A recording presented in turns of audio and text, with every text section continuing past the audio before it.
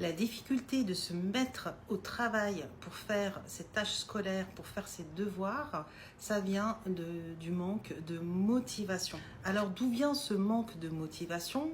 Ça peut être un manque d'organisation, de méthode, de stratégie. Ça peut être aussi la peur de l'échec. Ça peut être qu'on a laissé trop de choses s'accumuler, on a procrastiné. Évidemment, ça peut se régler. Ça peut se régler comment? Eh bien, grâce à une routine. Voilà, il faut s'y mettre, c'est-à-dire que on décide de s'y mettre tous les jours à telle heure. C'est une décision qui doit être pensée, qui doit être dite à l'oral, et c'est une sorte d'engagement que votre enfant va faire avec lui-même. Il faut créer une routine, c'est-à-dire que oui, ok, je me mets par exemple à 17h30, je me mets au bureau pour faire mes tâches, mes devoirs, mais alors ce qui serait encore mieux, c'est d'avoir une sorte de routine habituelle, un rituel. Et puis vous, par exemple, si vous êtes au bureau, avant de vous y mettre, vous faites des petites choses avant pour vous mettre dans l'ambiance. Par exemple, ranger son bureau, ça peut être boire un verre de quelque chose qui va l'amener à ce qu'il sache qu'après, eh bien, il y a l'installation, ça y est, je m'y mets. Et si c'est trop difficile encore, eh bien, il faut parler avec lui de la méthode des 2 minutes. Voilà, je m'y mets. J'ai une grosse flemme, j'ai pas envie, j'ai fait mes rituels et tout, mais pas envie quoi.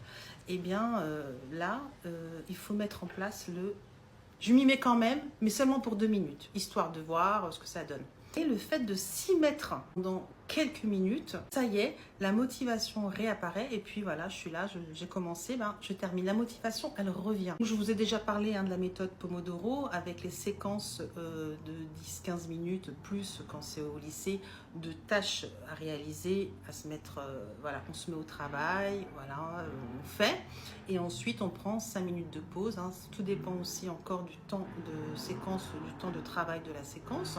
Et en fait, après, on prend 5 minutes de pause. Il faut un minuteur, c'est la méthode Pomodoro. Il peut bouquiner, il peut, voilà, tout sauf les écrans. On parlera plus tard des écrans, mais là, pas d'écran.